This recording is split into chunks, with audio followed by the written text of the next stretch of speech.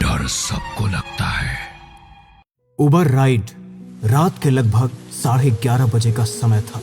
नशे में धुत 3 लड़के काफी देर से एक ऑटो की तलाश कर रहे थे, लेकिन बारिश की वजह से सड़क पर कोई भी ऑटो नजर नहीं आ रहा था। वो तीनों टैक्सी बुक करने की भी कोशिश करते हैं, लेकिन बारिश की वजह से किसी के भी फोन में नेटवर्क नहीं आ रहा था। तभी अचानक मयंक के फोन में नेटवर्क आया। उसने उबर ऐप खोलकर चेक की तो उनकी लोकेशन के पास एक कैब दिखाई दी। अरे मिल गई टैक्सी, जल्दी से बुक कर लेता हूँ वरना ये भी निकल जाएगी। मयंक ने टैक्सी बुक की। थोड़ी ही देर में टैक्सी उनके सामने आकर रुकी। उन्होंने देखा कि टैक्सी में ड्राइविंग सीट पर एक फीमेल ड्राइवर बैठी है। नशे की हालत में फीमेल ड्राइवर को देखकर उन तीनों की आंखें चमक उठी। वो आकर टैक्सी में बैठे और उन तीनों की नजर मानो उस फीमेल ड्राइवर पर ही अटक गई हो। Sir OTP? ओटीपी भी बता देंगे, पहले अपना फोन नंबर बता दे तो चलेगा क्या? टैक्सी ड्राइवर पायल ने धीरज की बात का कोई जवाब नहीं दिया। तभी मोहित बोला, अरे क्यों इतनी खूबसूरत लड़की को परेशान करता है? ओटीपी है 1434। मैडम आप इसकी बात का बुरा मत मानिएगा, थोड़ा पीकर टाइट है आज। तुम्हें डर नहीं लगता क्या कि कहीं तुम्हारे साथ कुछ ऊंच नीच ना हो जाए? वैसे भी आजकल जमाना कुछ अच्छा नहीं है। वो तो हम जैसे सीधे साधे लड़के आपको मिल गए, वरना आपके साथ कुछ भी हो सकता है। नहीं सर, मैं पिछले 3 साल से रात में टैक्सी चला रही हूँ, इसलिए आपको मेरी चिंता करने की कोई जरूरत नहीं है। आप मेरी टेंशन मत लीजिए। क्या सोलर सिस्टम है क्या इसमें? ये मेरा काम है, मुझे इसमें कोई परेशानी नहीं है। अरे ऐसे कैसे ना ले टेंशन? इतनी खूबसूरत लड़की रात में टैक्सी चलाने के लिए निकलेगी तो टेंशन तो हो ही जाएगी ना।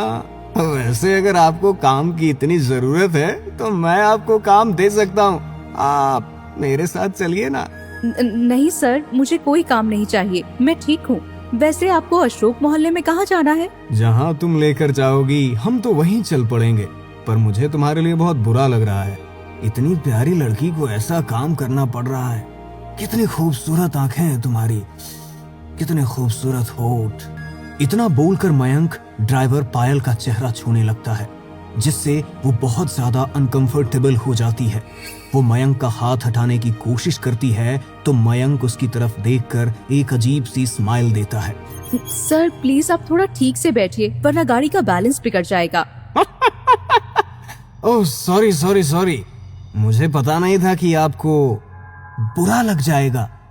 इतना बोलकर मयंक जोर जोर से हंसने लगा और उसके साथ साथ उसके दोनों दोस्त धीरज और मोहित भी पायल को देखकर एक क्रीपी सी स्माइल देने लगे। वो बार बार उसे टच करने की कोशिश कर रहे थे, जो कि पायल को बिल्कुल भी अच्छा नहीं लग रहा था।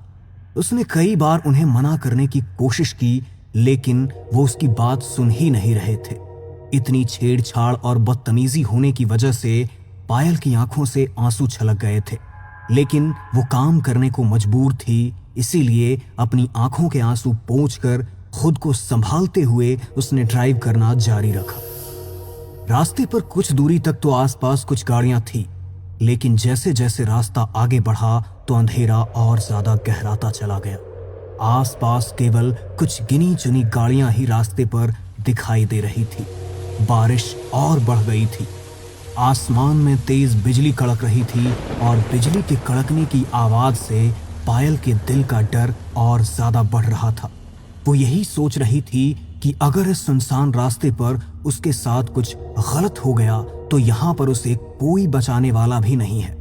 एक तो सुनसान रास्ता, आधी रात का समय और गाड़ी में एक अकेली लड़की के साथ दारू के नशे में धुत लड़के।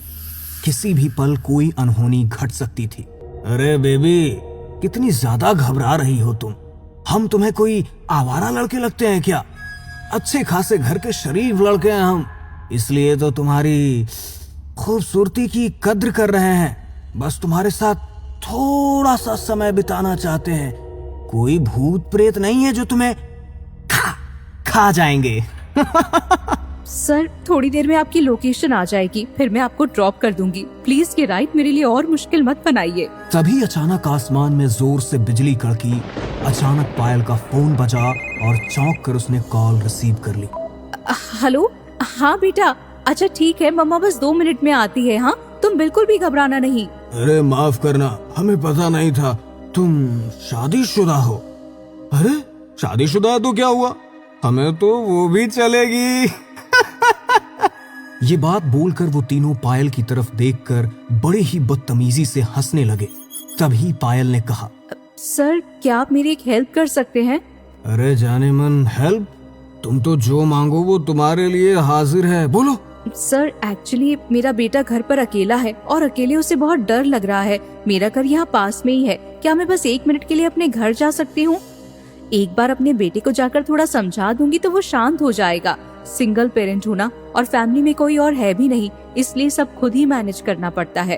अरे हाँ हाँ, तुम जाओ, कोई परेशानी वाली बात नहीं है, लेकिन बस आना जल्दी। जी सर। पायल ने गाड़ी ड्राइव की और एक घर के सामने जाकर टैक्सी रोक दी। मैं बस अभी 2 मिनट में आ जाऊंगी सर। ठीक है। पायल घर के बाहर टैक्सी रोककर जल्दी से दरवाजे का लॉक खोलकर घर के अंदर गई। तभी टैक्सी के अंदर बैठे मयंक ने कहा, क्या बात है, बिना मेहनत किए ही लड़की के घर का पता चल गया और परिवार में कोई है भी नहीं, घर का दरवाजा भी खुला हुआ है। ऐसा मौका बार बार नहीं मिलता यार। चलो हम भी अंदर चल लेते हैं, ड्राइवर मैडम स्वागत तो करेगी हमारा। हमने इतना कोऑपरेट किया है, थोड़ा कोऑपरेशन तो उसे भी दिखाना पड़ेगा ना। तीनों टैक्सी से उतरकर दरवाजे से घर के अंदर चले गए। पूरे कमरे में घुप अंधेरा था। तीनों को एक दूसरे का चेहरा भी ठीक से नजर नहीं आ रहा था, लेकिन तभी उनके कानों में एक आवाज पड़ी, बेटा मम्मा बस उन 3 लोगों को छोड़कर अभी आपके पास आ जाएगी। अब मम्मा को जाने दो, मम्मा जल्दी आ जाएगी। हाँ ठीक है मम्मा, पर प्लीज देर मत करना। आपको पता है ना, मुझे अकेले डर लगता है। लगता है ऊपर वाले कमरे में होगी। टॉर्च जला, ऊपर चलते हैं। उन्होंने फोन की टॉर्च ऑन की और सीढ़ियों से ऊपर की तरफ बढ़े। रात के पहर सीढ़ियों से चरचर की आने वाली आवाज बड़ी ही भयानक लग रही थी। वो जैसे ही ऊपर पहुंचे तो उन्हें कमरे से पायल के चीखने की आवाज आई। कहीं कुछ हो तो नहीं गया मैडम को? लगता है उस कमरे में है मैडम। तीनों ने कमरे का दरवाजा खोला। अंदर भी गहरा अंधेरा था, इसलिए ठीक से कुछ नजर नहीं आ रहा था। वो तीनों अपने फोन के टॉर्च की रोशनी से पायल को ढूंढ रहे थे। तभी उन्हें एक बच्चे के रोने की आवाज आई। उन्होंने पीछे मुड़कर देखा तो कमरे का दरवाजा बड़ी ही तेज आवाज के साथ खुद ब खुद बंद हो गया और अचानक पायल उनके सामने आकर खड़ी हो गई। उसे अचानक अपने सामने देखकर वो तीनों घबरा गए। सर मैंने बोला था ना मैं बस 2 मिनट में आ रही हूँ, आपने मेरा इंतजार क्यों नहीं किया? आप मेरे घर में क्यों चले आए? हमने सोचा कहीं तुम्हें हमारी मदद की जरूरत हो तो हम आ गए। वैसे आज रात हम तीनों तुम्हारे घर रुकना चाहते हैं। बाहर कितनी बारिश हो रही है देखो ना, और तुम्हारा बच्चा भी घर पर अकेला है। तुम कहाँ पहले हमें छोड़कर आओगी और फिर वापस अपने घर आओगी, इसीलिए हम सोच रहे हैं आज रात यहीं रुक जाते हैं। चाहो तो बदले में तुम पैसे भी ले लेना। पायल के चेहरे पर गुस्सा साफ झलक रहा था। तभी अचानक बड़ी ही तेज बिजली कड़की। बिजली की रोशनी जैसे ही कमरे के अंदर पड़ी, पायल उनके सामने से कहीं गायब हो गई। उन्होंने इधर उधर टॉर्च मारकर देखा, लेकिन पूरे कमरे में पायल कहीं भी नजर नहीं आ रही थी। अचानक उन्हें अपने पीछे से किसी की दबी हुई हंसी की आवाज सुनाई दी। वो पीछे मुड़े, लेकिन अपनी आंखों के सामने का नजारा देखकर उनकी आत्मा सिहर उठी।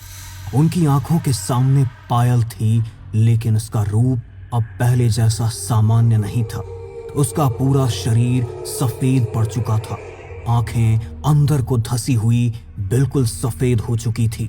चेहरे पर एक अजीब सी भयानक मुस्कान, मुंह से खून टपक रहा था और चेहरा गालों के पास से फटा हुआ था, मानो जैसे उसके सामने कोई चुड़ैल आकर खड़ी हो गई हो। उसकी ऐसी हालत देखकर डर के मारे उन तीनों का शरीर पसीने से भीगने लगा। उन तीनों का नशा तो जैसे एक ही चुटकी में गायब हो गया और उनका शरीर थर थर कांपने लगा। अरे क्या हुआ? तुम कुछ बोल क्यों नहीं रहे हो? तुम सब मेरे घर में रुकना चाहते हो ना? तो ठीक है, लेकिन शर्त ये है कि अब मैं तुम्हें यहाँ से बाहर नहीं जाने दूंगी। अब से तुम हमेशा मेरे साथ इसी घर के अंदर रहोगे। तुम मेरी बात समझ रहे हो ना मैं क्या कह रही हूँ? देखो, हमें जाने दो, हमें नहीं रुकना यहाँ, हम तुमसे कुछ नहीं चाहते। चलो चलते हैं यहाँ से। इतनी आसानी से कैसे जाने दूं? उसने मयंक और धीरज के पेट में अपने पैने नुकीले नाखूनों को काट दिया और दोनों को पूरी ताकत से हवा में उठाकर दीवार की तरफ फेंक दिया। मोहित डर कर वहां से दरवाजे की तरफ भागा। वो जैसे ही दरवाजा खोलने की कोशिश करने लगा तो दरवाजे के अंदर से दो बड़े ही भयानक हाथ निकले। उन्होंने मोहित की गर्दन को कसकर पकड़ लिया। मोहित की गर्दन से खून टपकने लगा और वो बेसुध होकर नीचे गिर पड़ा। इसके बाद वो औरत मयंक की ओर बढ़ने लगी। मौका देखकर धीरज ने दरवाजे का हैंडल घुमाया और कमरे से बाहर निकल गए। कमरे से बाहर निकलते ही जैसे ही उसने एक कदम आगे बढ़ाया उसके पैर किसी से टकराए। धीरज ने नीचे देखा, वहां मोहित की डेड बॉडी पड़ी हुई थी, जिसे देखकर धीरज घबरा जाता है। वो अपने चारों ओर देखता है।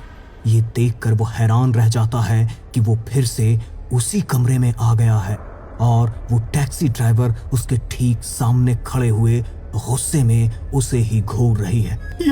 ये कैसे हो सकता है? अभी तो मैं इस कमरे से बाहर निकला था, फिर से इसी कमरे में कैसे आ गया? देखो, हम जानते हैं कि हम तुम्हारे साथ गलत करना चाहते थे, लेकिन मैं तुमसे माफी मांगता हूँ। हम आज के बाद फिर कभी किसी लड़की की तरफ आंख उठाकर भी नहीं देखेंगे। प्लीज हमें जाने दो। तुम्हें जाने दूं? लेकिन मैं तुम्हें कैसे जाने दूं? पिछले 2 साल से हर रात ये कैब लेकर मैं सड़कों पर तुम्हारी तलाश में ही तो निकलती हूँ।